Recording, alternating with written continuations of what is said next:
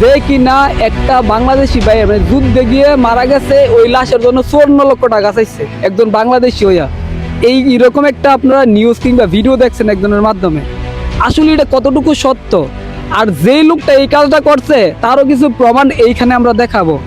আসলে কেন এই কাজগুলো করতেছে, আসলে কি এই লোকটা মানে একজন বাংলাদেশি ভাই হচ্ছে গিয়ে রাশিয়ান সেনাবাহিনীতে যোগদান মানে কইরা সেরা উনি মৃত্যুবরণ করছে, তার লাশটা বাড়িতে মানে পাঠানোর জন্য এই লোক নাকি 54 লক্ষ টাকা চাইছে। এটা কিভাবে সম্ভব? এটার প্রমাণ কি? একজন একটা ভিডিও বানাইছে, এইখানে হচ্ছে তার ভিডিও ক্লিপগুলো বার করতেছিল আসলে ওই লোকটা কেন এই কাজগুলো কইরা থাকে, এবং এই ভিডিওগুলো বানানোর পরে ওনাকে কি বলে সেইগুলো এই ভিডিওর মাধ্যমে দেখতে পাবেন। আচ্ছা ভাই, এটা খোঁজেন, মানে এটা বারও করেন, তারপরও কথা বলেন। এই যে একটা ভিডিও দেখলাম, আপনি একজন বাঙালি নাকি সেনাবাহিনী হচ্ছে গিয়া মারা গেছে, ওনার তথ্যগুলো জানার জন্য আপনারা নাকি ফোন দিছে। তো আপনারা নাকি বলছেন যে আপনি যদি এই দেশের মধ্যে থাকেন, কাজ টাজ করলে তো আপনার ফ্রিতে কাজ করবেন না। তো আপনি 54 লক্ষ টাকা কেমনে চাইছেন? 2-3 লক্ষ টাকা আপনি চাইতে পারেন যে কাজের ক্ষেত্রে দিতে পারে, 54 লক্ষ কেমনে চাইছেন? এটা কত? 54 লাখ টাকা একটা বাঙালির পরিবার আমার দিতে পারবো, এটা কি আপনার বিশ্বাস হয়? আমার তো জীবনে বিশ্বাস হইতো না। 10 লাখ টাকা হইলে আমি স্টপ করলাম। আচ্ছা শুনেন, তাহলে একটা ছেলে আছে, ওই ছেলেটার বাড়ি হচ্ছে মানে এই যে দেখেন, আমি দেখাই, এ দেখেন ওই ছেলে আমাকে প্রথম বলছে যে ভাইয়া আমার একটু দেন, মোবাইলটা দেন, আমি একদম আপনাদেরকে ডিসপ্লে সামনে দিয়ে দিতেছি, বলাটা কিছে রাখছে ভাইয়া আমার এক ভাই, এই যে বড় ভাইয়ের, এই যে দেখেন, ঠিক আছে, এই যে দেখেন, আমি দেখাই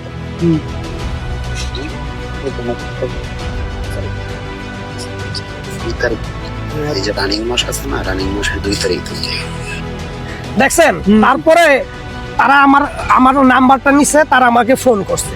ফোন করার পরে এই ভাইটা আসলে সত্যিকার একজন ভালো মানুষ।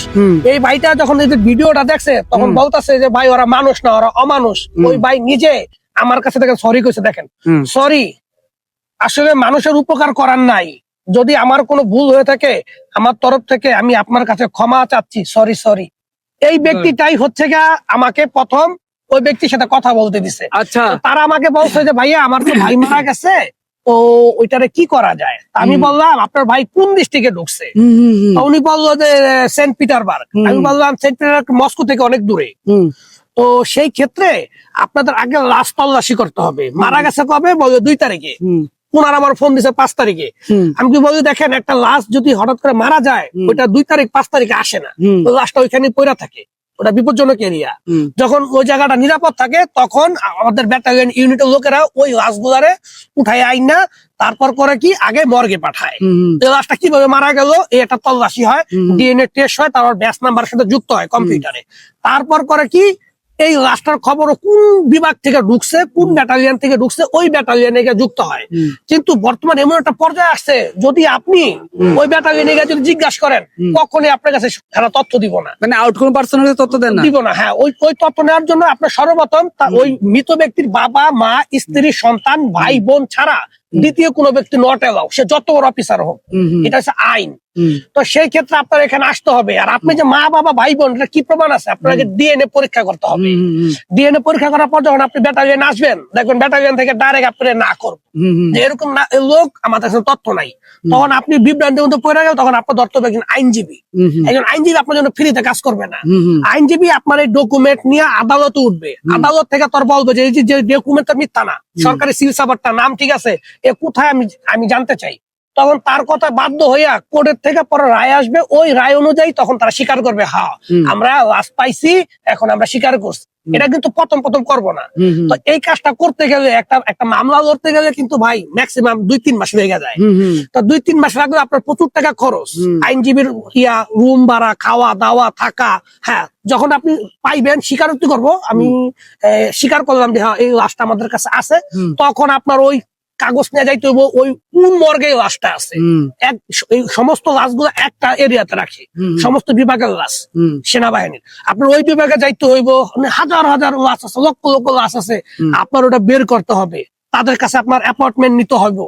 আর আপনি একদিন গেলেই আপনার কাছে তথ্য দিব না এরা, এরকম স্টেপ বাই স্টেপ। তারপর আপনি লাশটা শনাক্ত করবেন, ওই লাশটা বের করবেন, ওই লাশটা বের করার পর ওই লাশটা আবার কি করতে হবে, মর্গে থেকে একটা সার্টিফিকেট দিবে, আবার বাংলাদেশে নিয়ে যাইতে হইব। হুম। বাংলাদেশে কবর দিয়া বাংলাদেশ হাই কমিশনারের কাছ থেকে সিল সাবারটা নিয়ে সত্যায়িত করে আবার এদেশে আইনা নোটারি করে এই 2টা কাগজ জমা দিতে হইব। হুম। জমা দেওয়ার ক্ষেত্রে আপনার 20 থেকে 25 দিনের মধ্যে আপনি আপনার ক্ষতিপূরণ পাইবেন। হুম। তারপরে আপনার এই যে যাইবেন আইবেন, এই উকিল ধরবেন, খাইবেন উড়ইবেন, একবার এদিকে আসবেন, এক ডিস্ট্রিক্ট আরেক ডিস্ট্রিক্টে যাবেন। আপনার তো স্টুডেন্ট, আপনারা তো জানেন যে এক ডিস্ট্রিক্ট আরেক ডিস্ট্রিক্ট বিমান ভাড়া কত। আমি বলছি এইটা একটা 6 মাসের প্যাকেজ, সর্বনিম্ন 6 মাস লাগবে যদি আপনি উদ্যোগ নিয়ে কাজ করেন। সেই ক্ষেত্রে আপনার ম্যাক্সিমাম 30 থেকে 40 লক্ষ টাকা ব্যয় হইব, কারণ রাশিয়ার মধ্যে ব্যয়বহুল একটা দেশ, প্রচুর টাকা খরচ হয়। এখন কি এই টাকা আপনারা দেওয়ার জন্য বলছেন না খরচ হবে বলে একটা আমি হিসাব তাদেরকে দেখাইছেন? বলছি যে এইটা একটা খরচ হবে আপনাদের 30 থেকে 40 লক্ষ টাকা একটা বাজেট, তবে আপনারা এর 10 গুণ টাকা পাইবেন। আচ্ছা, এখন আপনি যে একটা হচ্ছে চ্যাট লিস্ট দেখাইছেন, এটা কি ওই ফ্যামিলির কেউ? ও এই লোকটা হচ্ছে ওদের বাড়ির পাশে, পাশের একজন এরিয়াতে। তো এই ছেলেটা ভালো চিন্তা করছে যে আমার বাড়ির পাশে একটা লোক মারা গেছে, আমার ফ্রেন্ড, ফেসবুক ফ্রেন্ড, আমি তার একটা সাহায্য করতে পারি, তাদের উপকার হইব। তার মুভমেন্ট অনেক ভালো ছিল। হ্যাঁ, ঠিক আছে, ওই লোকটা ভালো, মানে এই লোকটার মাধ্যমে তাদের ফ্যামিলির সাথে হইছে আপনার কোনো না কোনো ভাবে যোগাযোগ হয়েছে? ফ্যামিলি আমার ফোন দিচ্ছে, ফ্যামিলি ফোন দিছে। আশা করি মানে বুঝতে পারছেন উনি হচ্ছে সম্পূর্ণ প্রসেসটার কথা কইছে। আসলে যেহেতু একটা 6 মাসের লং প্রসেস, এইখানে থাকতে গেলে খাইতে গেলে সত্যি অনেক টাকার দরকার। ও আরেকটা কথা, এই কথাগুলো তারা বলছে কি যে ভাই আমাদের তো ভিসা দিবে না এমবাসি থেকে, এটা করণীয় কি? আমি বলছি যদি এটা করণীয় আছে, এই দেশের আদালত পাওয়ার অফ অ্যাটর্নিকে সাপোর্ট করে। ধরেন আপনি আসতে পারলেন না, তবে আপনার পুরো পরিবার মিলে বাংলাদেশ কোর্ট থেকে, আদালত থেকে একটা পাওয়ার অফ অ্যাটর্নি তৈরি করবেন, যাকে আপনারা বিশ্বাস করেন। রাশিয়ার মাটিতে, রাশিয়ার মাটিতে যাকে বিশ্বাস করেন তার নামের উপর একটা পাওয়ার অফ অ্যাটর্নি দিবেন। সে এই দেশে সমস্ত মামলা লড়বো, সেক্ষেত্রে সম্পূর্ণ তার খরচ আপনি দিবেন। হ্যাঁ, এই ক্ষেত্রে আমি বলছি আপনার 30 থেকে 40 লক্ষ টাকা ব্যয় হইব। আমি তাদেরকে এইভাবে সুন্দর করে জিনিসটা বুঝাইছি। আমার মন ছিল সাদা, তাদেরকে সম্পূর্ণভাবে বুঝাইছি, কারণ এই বিষয়গুলো আমি জানি। হ্যাঁ, তারা করছে কি ভিডিওটারে রেকর্ড করে ওইটা আবার পাঠাইছে কি মোহন মিয়াজির কাছে। মোহন মিয়াজি শিরোনামে করছে খারাপ, যারা বয়সটা সম্পূর্ণ শুনছে তারা কিন্তু বুঝতে পারছে যে বিষয়টা, আর উনিও স্বীকার করে হ্যাঁ প্রসেসটা এরকম। যদি প্রসেসটা এরকম হইয়া থাকে টাকাটা কি অবশ্যই লাগবে। এখন সেটা বলতেছে না, কারণ সেটা বললে তো এরা দালাল করতে পারবো না। এখন ভাই মেন বিষয়টা আসলে আপনারা যদি এই মানুষটার কাছে না শুনতেন তাইলে আপনারা ঠিকই গালাগালি করতেন। এখন আপনাদের কাছে প্রশ্ন রেখে গেলাম, আসলে এই যে ওনার নামে এই গুজব ছড়াই যাচ্ছে, মন মিরাজের সাথে ওনার একটা কোনো কারণে বন্ধ, স্বাভাবিক। আমি এই ভিডিওর নিচে একটা রেকর্ড দিয়ে দিব, ভিডিও বানাই, সেটা হচ্ছে ওনার কাছে ক্ষমা পর্যন্ত চাইছে যে উনি ভিউর জন্য ভিডিও বানায়। তাইলে তো বুঝছেন যে ওই জানোয়ারটা কত খারাপ হইতে পারে। আশা করি এই ভিডিও তার কোনো কথা বলার দরকার নাই, সম্পূর্ণ বিষয়টা আপনারা বুঝতে পারছেন উনি কিভাবে কথাগুলো বলছে।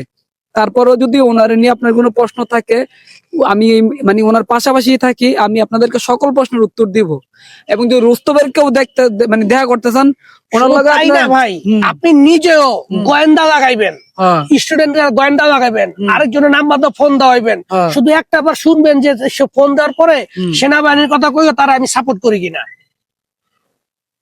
এটাও কিন্তু সুন্দর কথা, তবে এই কাজ কিন্তু ওনার করা যাইতো না, কারণ বুদ্ধি এখন উনি দিচ্ছে। কারণ এখন যদি করে আপনারা ভাববেন যে আপনারা তো আগেই শিয়াই দিচ্ছে, কোন একদিন এই সবগুলো আপনারা দেখতে পারেন। আমার জানা মতে ভাই, আমার জানা মতে আমি আজ পর্যন্ত দেখি নাই, আমি ওনার লাস্টের ভিডিওটি পর্যন্ত দেখছি, কোন ভিডিওতে এই কথাগুলো দেই নাই।